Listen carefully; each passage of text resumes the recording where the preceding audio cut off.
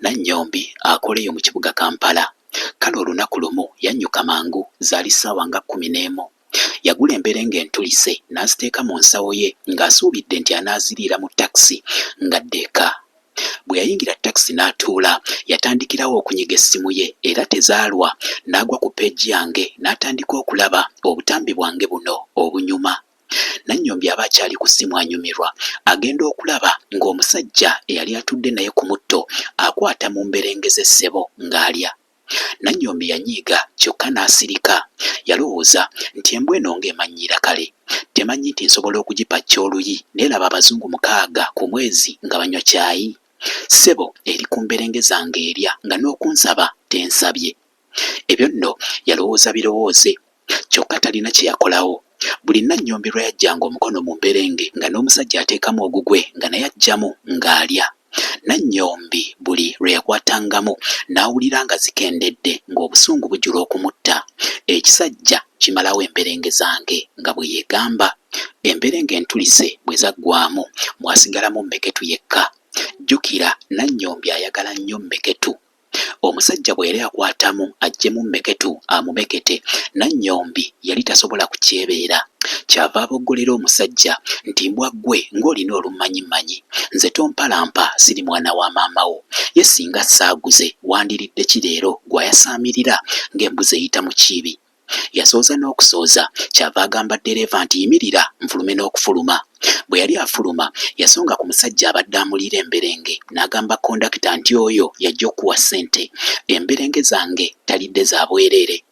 Emmotoka ng'esimbula ne Nannyombi ng'akyama ewuwe. Bw'atuuka ewuwe yakebera mu nsawo ye aggyeyo ekisumuluzo. Yeewuunya nnyo bwe yalaba akaveera k'emberenge ze nga mwekali mu nsawo ye kakyalina kasibe. Yeewuunya ne yeegamba nti ezange bwe ziba zikyali muno kati ate obwedda ndya zaani?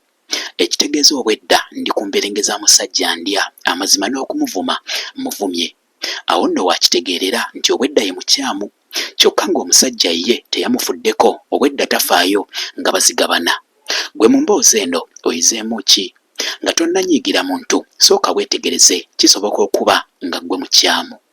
Emboozi eno ewagiddwa Mwami Bbanda Kabaalu. Ssaalongo Ndawula musajja asangibwa mu disitulikiti y'e Bukomansimbi bw'onyega ku linnya lye mu bitundu ebyo ababbi tebamalaawo mmere anti ono ye kafulu mu kubakwata nga kimutwalira eddakiika 30 zokka ssaako n'okuzza ebibbiddwa okumanya ono yajja tungatunga ng'emiwaluma ejjajja ne kade akozesa bibbo bye n'ababbi abakwata ng'akozesa mazzi atereeza amaka agayuuga ssaako nammwe ababulwa abaagalwa ng'akozesa eddagala egganda avumula endwadde zonna awamu nammwe be baaloga agaba emikisa nammwe be batasasula awamu nammwe abaagala okugenda emitala w'amayanja nga byasiraana.